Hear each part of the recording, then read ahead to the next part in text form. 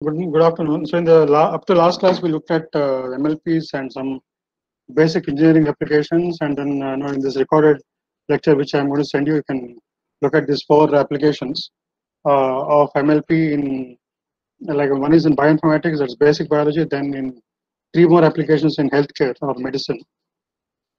So then after that, I want to discuss this deep neural networks. So MLP is actually, deep neural networks is actually a superfluous kind of technology. We don't need that technology. But what happened was with MLP, generally people assume that it's a single hidden layer MLP, right? And so in the early days, people used to use a single hidden layer MLP more often. That's also justified because your approximation theorem, assures that you can fit any practical real-world function using a single hidden layer MLP. Right, so that's the assumption, underlying assumption. But later on in the last decade, like in 2005, 2006, Hinton and others have shown that if you use a network with a lot of hidden layers, then you can solve very hard problems, and that kind of became a breakthrough of sorts. So although the theory itself was worked out for many hidden layers long ago, because the original theory is applicable even for many hidden layers.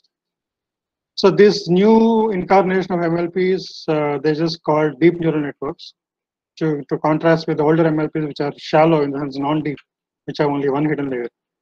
Right, and then that triggered this whole so-called evolution of deep neural network, which is just actually a reinvention.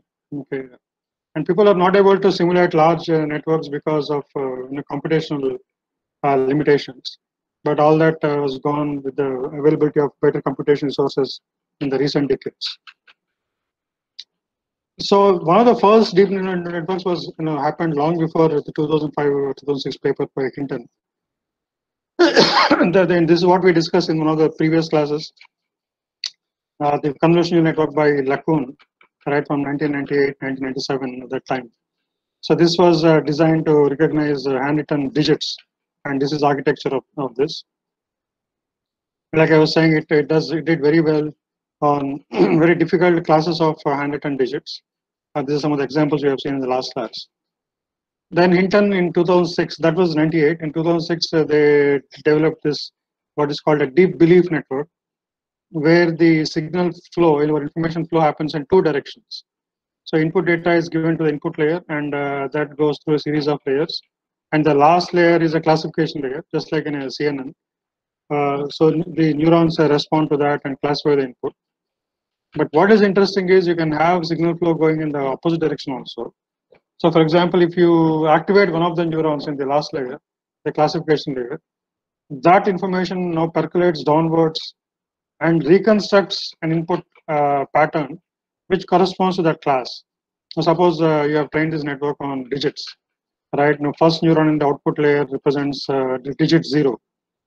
So now if you activate the first neuron, then in the input plane or the input image, you will have a picture of 0 appearing because of the feedback from the top layer. And not only that, the neurons are stochastic neurons, unlike the neurons of the classical MLP. So the input image will be slightly varying with time, right? Because of all the variation going on in the hidden neurons. And you will see different kinds of zeros appearing in the input array. So when you activate just the output neuron, one output neuron, you'll keep on seeing different small variations of in the digit 0, the image 0 in the input array. And this is called the deep belief network. And these kinds of networks then start becoming popular after that. Then this group, 5 Lee's group at Stanford, they've put out a large-scale visual recognition challenge in 2010, right? And so they put out a lot of images to be classified. And AlexNet, some of you might have heard of this, right? It has taken a data set like that and showed that you can get very high performance. Whereas the best error performance in the first 2 years after the competition was announced was about 25%, and AlexNet, this network by these guys, Grzybski, Stutzkever, and Hinton, right? This was able to achieve 16% error. So it was a major breakthrough. It's a huge deep network. I'll discuss the architecture of CNN later. When I have a separate class on CNN, I'll discuss in that context. Now, so the neural networks, although the simple MLP, although what we have seen so far is a perceptron and then an MLP, which is a feed-forward network with a single hidden layer, right? And we also have seen RBF networks. Again, it's a single hidden layer, but the neuron model is different. We have a Gaussian instead of instead of a sigmoid neuron. Then we can, if you add more hidden layers to a simple MLP, 3-layer MLP, then that becomes a deep network. In addition to that, there are a huge variety of architectures which have been defined and proposed in literatures. So here is a simple kind of these two sheets, these two slides give a kind of a flavor of what kind of architectures, what kind of wide variety of architectures have been proposed in literature to solve various problems. Okay, so we have seen only 2-3 simple examples. Right, and each architecture is good for a certain specific class of applications. So all these developments have ushered in this great AI and deep learning revolution, right? And so the thing is, there's a little bit of historical irony which I need to point out. So both AI and deep networks have begun their journey around the 60s, and in the 60s is when the neural network, Frank Rosenblatt has proposed the perceptron. That is, he has taken the Maclaurin bits and then they showed how you can make a learning system out of that. And in 60s only, the AI has begun, and people started, arguing or thinking that you can reduce any complex process to a series of steps, right? And therefore, you can break down intelligence to a series of steps, and that is your artificial intelligence. And these two methods have begun their journey, and it seemed that although there was a lull in neural networks development during the 70s, in the 80s suddenly there's an explosion of activity and this connection cyber revolution has taken place in the 80s. So after that, neural networks seem to have kind of taken over and then overtaken the AI trajectory. So in the 2000s decade, the first decade of the millennium, then deep networks are reinvented or rediscovered, and that really took off. Because there was a kind of slowing down of neural network research towards the late 90s and the early 2000s. But after deep networks, again, there was a huge explosion of activity. So at that time, it seemed that neural networks were firmly winning the race. So then the AI community did a brilliant move.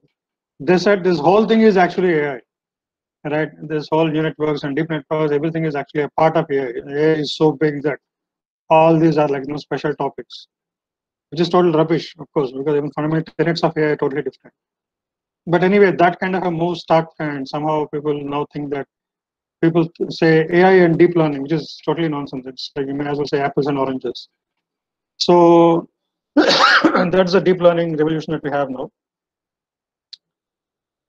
So thing is, we have this universal approximation theorem, which says that even a network with a single hidden layer, but a hidden layer which is sufficiently large, can learn practically any function. That if that is the case, then why do we need a deep neural network? Why do we need multiple hidden layers? There are several reasons to that, because that's the whole justification behind all the arguments that support deep learning. Why do we need that? First reason is that DNN sometimes give more elegant and structured solutions than a shallow network which has only a single hidden layer. And for example, let us take the problem of parity.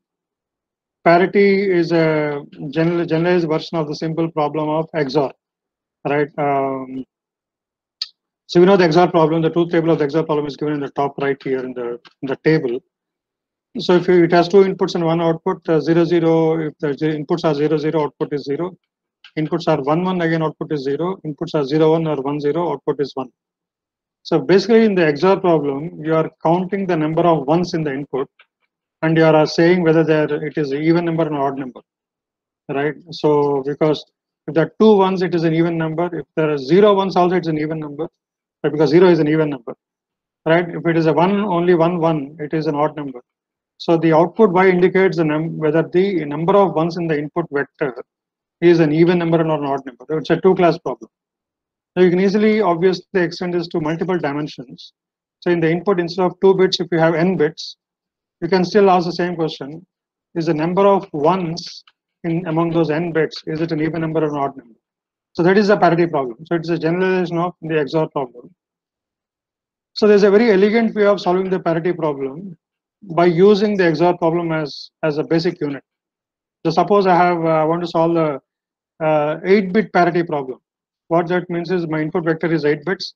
Now I want to find out what is its parity. Is it odd parity or even parity? So for that, I can break down the problem in terms of lots of 2-bit parity problems. How do you do that? Look at this tree structure. I hope you can see the mouse moving. Sorry. Yeah, so X1 and X2 are fed into one module.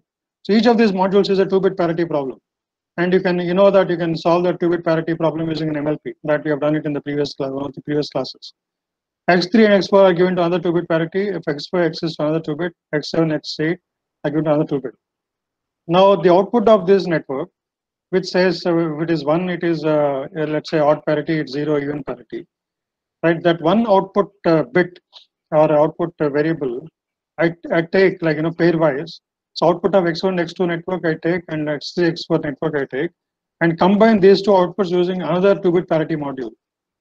Okay. So similarly, outputs of the X5, X6 network and X7, X8 networks I combine and feed them into another 2-bit parity problem or parity module, right? And then finally take in the next level, take these two outputs of these two networks, feed into another network, which is the final network, right? And then you get finally one output. You can easily show, right, that this one output here you get at the top, right, classifies the entire input vector into two classes in terms of the odd or even parity of the input vector. So in this case, we haven't trained anything, right? We have just taken a small network, which solves the 2-bit parity problem, and then we constructed a large network by simply assembling a large network by using this small network as a module. All right. Now, if you can see that this network has one hidden layer. Okay. Now, if you imagine that this network is sitting inside each of these boxes, so you have two hidden neurons here, and then one other hidden neuron here, and then right. You can actually count the number of hidden neurons in this entire network. So you have, this is the first hidden layer, right? And this becomes the second hidden layer, these 4 points, right? And then these are fed in here. Then here again you have, you have 2 more hidden neurons here, and that's the third hidden layer. And these two feed into another neuron, which is output neuron. This becomes another hidden layer, and these two are 2 more. So like that, you can see that this whole network which you have constructed by hand, right, is actually a large MLP with many hidden layers. You can count the number of hidden layers: 1, 2, okay, and then 3, 4, then 5. 5 hidden layers, and this finally there's only one output. That's the output layer. So here is an MLP which happens to be a deep network, which has 5 hidden layers and one input layer which has 8 inputs, and this solves 8-bit parity problem. But how did we arrive at it? By simply assembling smaller networks. So what this example shows you is you can by using networks with many hidden layers, you can have elegant solutions to large problems. Whereas if I have to solve the 8-bit parity problem with only one hidden layer, you can train MLP for doing that. You might get a very good result if you take a big enough network. But it doesn't give you any insight into how the network is solving the problem. So this is one example. Another example, another motivation for looking at deep networks as opposed to a shallow network is that DNNs can often learn interesting feature hierarchies. It's a very important term. What that means is lower layers learn simple features, higher layer learns complex features. So let us look at that. Suppose you train a CNN using on some face recognition problem. So input is a face, which is in a color image with RGB and all, and output is some face classes. Okay, so class 1, class 2, etc. etc. So what happens is in the lowest layers, you will find that neurons simply respond to some linear features like edges and lines and things like that. Next level, you will find neurons. This is actually, you can do this study. So the thing is, once you train a network, you can analyze the network responses and find out what the neurons are tuned to, what kind of features produce optimal responses in the neuron. So you find that you see that this neuron responds to eyes, right? This neuron responds to noses, okay, and so on and so forth, right? So in fact, if you even probe real brains, you will find neurons respond to faces, neurons respond to some inanimate objects, all sorts of things. So basically, all this is you can imagine that it happens for for similar reasons. So in the last hidden layer, some of the final hidden layers of the network, you will find neurons responding to whole faces, but these are entire face classes, whole types of different faces. So for example, this neuron seems to respond to like male face with a mustache. This also, and this seems to respond to a more like a male face but without a mustache. This one seems to respond to more like a female face, and so on and so forth. Because even male and female faces, I mean, it's not a categorical thing. It's a continuum, right? So you can see that some faces look slightly more feminine and some look slightly more masculine, and so on and so forth. Now, if you look at the real visual system in the brain, right, that also has a very similar architecture or a breakdown of the image, which is very interesting. Because in the real visual, so this is a picture of a mammalian brain on the right side. Right here, the input coming from the retina, which is from the eyes, first comes to this part, which is called the V1, which is like a sort of like the first hidden layer, or maybe the second hidden layer. And here you have neurons which respond to simply lines, just like in the CNN, which is trained on face images. You will find neurons responding to simply lines or edges. Here also you will find neurons responding to lines or edges, right? And when you go to V2, which is slightly like maybe second or third hidden layer here, you will find neurons responding to not to edges but angles, right? Or even corners. This is a corner. This is an angle. So you will find neurons responding to such features.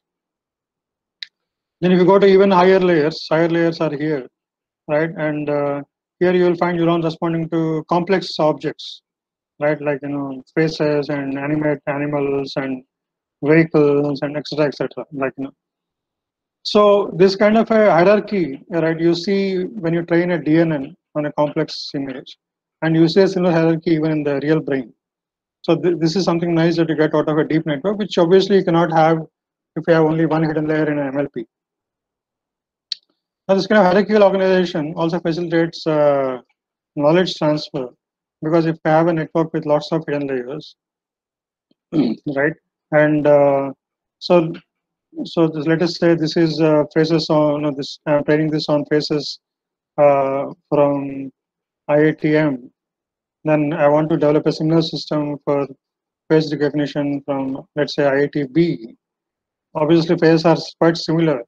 So most of the lower hidden layers I can just cut paste and move over to the lower layers of the IITB network, because the actual IDs of the people are different. So only you have to change the connections in the last one or two layers. And if you retrain network, which you can retrain very quickly now, because you have trained only a small part of the network, you will very quickly get a face recognition system for ITB. Okay, so this is called transfer learning, and that is possible because of the hierarchy and this kind of a hierarchical breakdown of the problem in this deep layers. So another thing is this is something called Hastad theorem, which was proposed in the context of Boolean circuits. That is, the Boolean circuits, right? It's constructed out of the three fundamental gates: AND gate, OR gate, and NOT gate. So it says that circuits of depth k, in which only AND gate, OR gate, and NOT gate are used, required size or something, right? And so the thing is, if you use networks with Boolean circuit with larger depth, that is more layers, more hidden layers, right? You'll get more elegant, more compact solutions. Now, one more problem is, one more reason why you want to use multiple hidden layers is, there's something called gradient diffusion. That is, if you look at the Backprop algorithm, we haven't gone through it in detail for reasons of time, but so basically, if you look at Wij of the second layer as opposed to say Jk of the first layer, so what happens is one of the terms in this, you have a lot of terms. One of the terms, if you expand it out, is a G prime term, The G prime terms comes hidden inside the delta variable. This G prime term for the first stage weight, so this is the 3-layer MLP. So this is Wij second stage. This is Wjk first stage. So for the first stage weights, when you're in the update equation, G prime shows up in one place. In the second stage, and for the first stage weights, G prime shows up in two places like this. Now, what is G prime? G prime is the derivative of G. G is a logistic function. So G prime looks like this. Now, the highest value is lambda, but lambda is slope of the logistic function, but it will fall very quickly as you move away from the origin. Okay, so therefore, G prime is typically, is likely to be low, right, more than high. Now, if you have multiple terms like this, and if you have product of all those terms, right, that will kill the value on the right side. What that means is, because of this factor, the update, weight update in the lower layers will happen more slowly than weight update in the higher layers. So if you have a deep network, then weight update in lower layers will be much slower than weight update higher layers. For this reason, when you want to have a deep, when you want to have a solution, you may as well use the pre-trained weights from some other network, right, which is solved on a similar problem, and carry it over.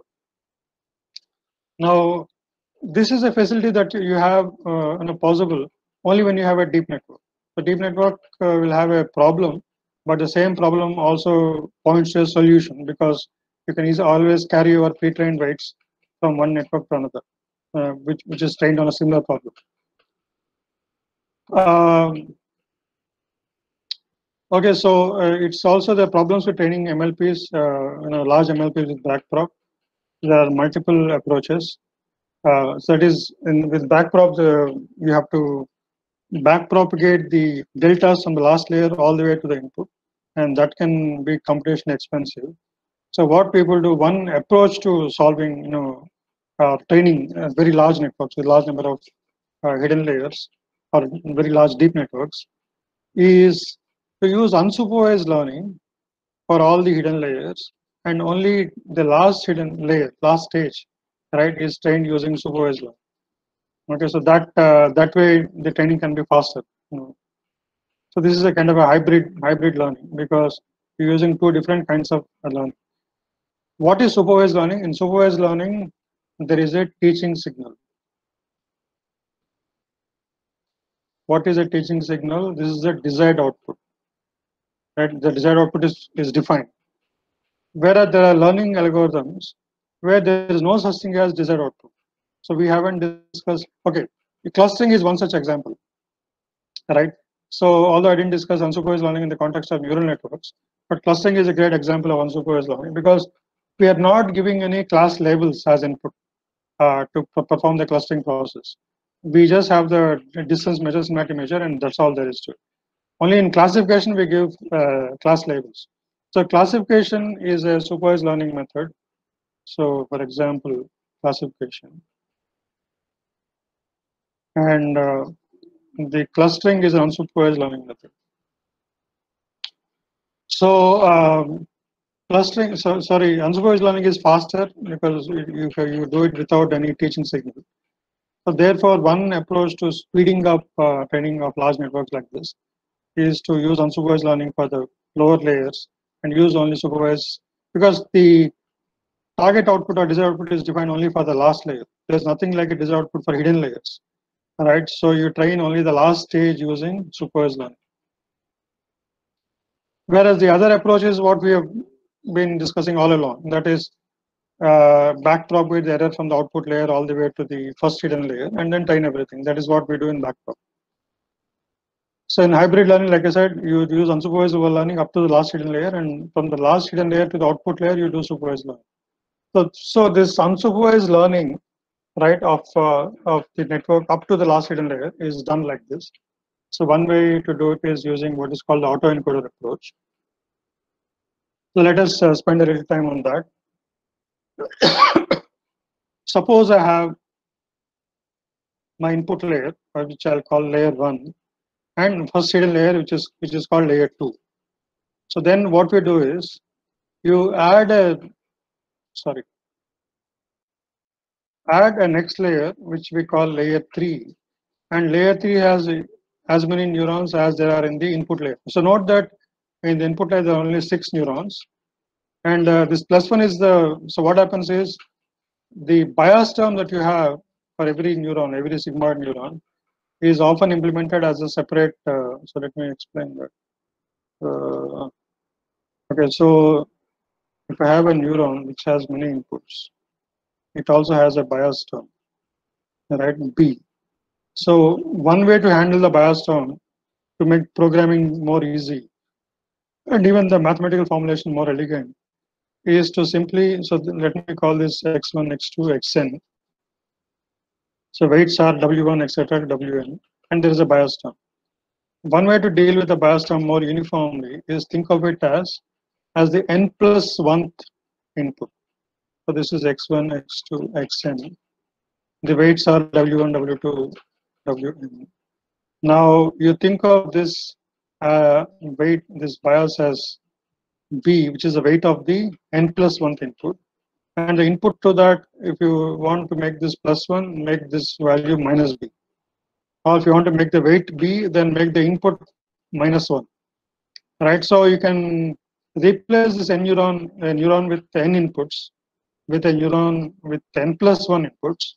Only thing is, for the n plus 1th input, you have a weight which is equal to this bias parameter. So that way, the math will become more uniform. You don't have to deal with the bias term as a separate kind of a variable. It's also one more weight. Okay, so that's what they're doing here. They are adding extra input to the input layer, this plus 1, and then the weight here from going from this plus 1 unit to the hidden neurons. This weight represents biases. Okay, so that's just a small hack and it's not very important. Now, so the input has 6 neurons. Now, in the output layer also there are 6 neurons. So the way you train this network using unsupervised learning is, let's say I have the input vector x here, and output vector is call something h of x or whatever. The desired output for the output layer, I'll call this x. So d is equal to x. So the desired output of the network is equal to the input vector. This sounds like a silly problem. Why do you want to do that?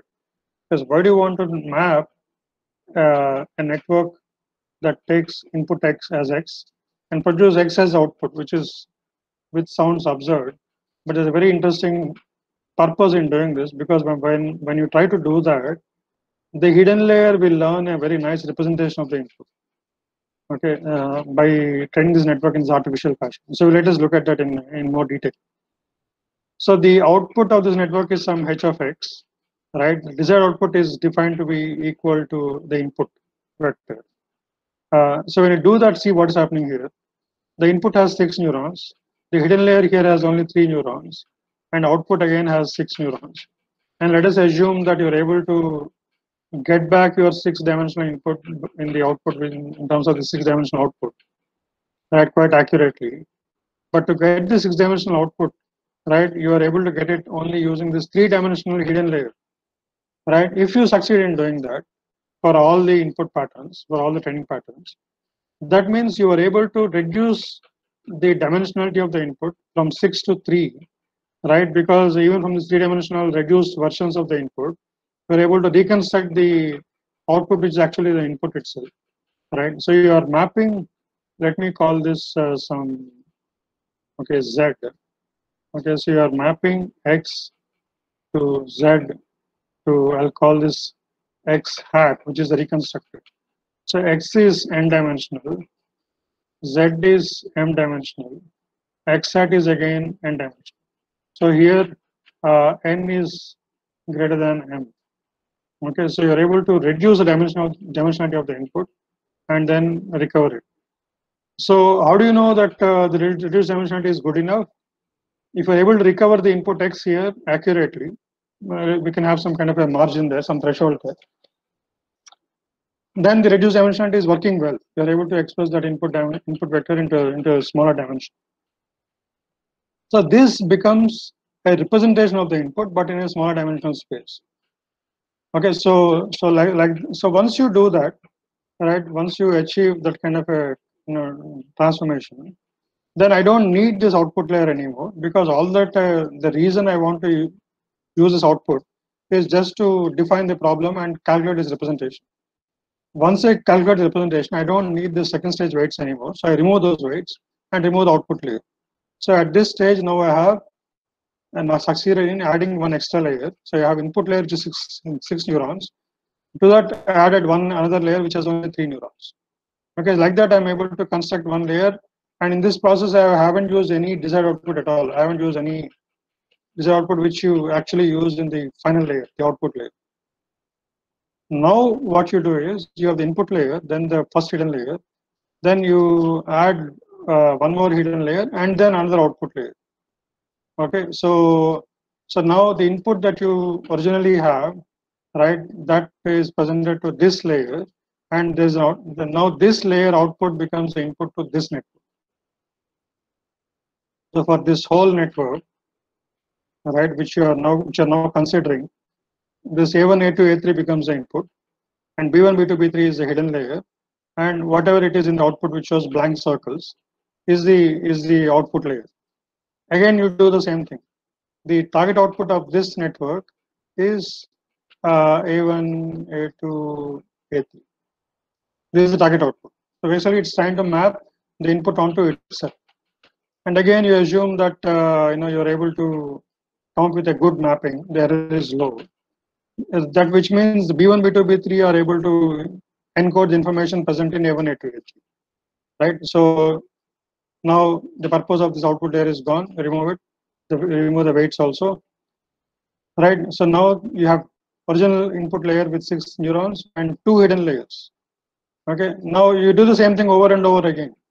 Right. You add one more layer and add one output layer and then train from here to here. Right. Every time this is like a bootstrapping. Every time you add one extra layer. Oh shit. Okay.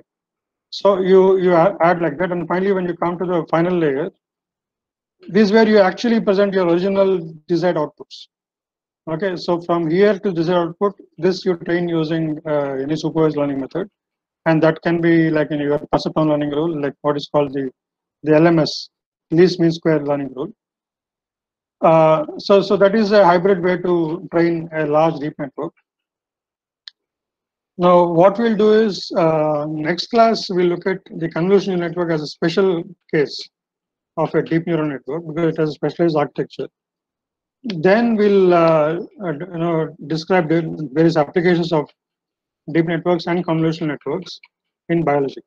So this we'll cover over the next few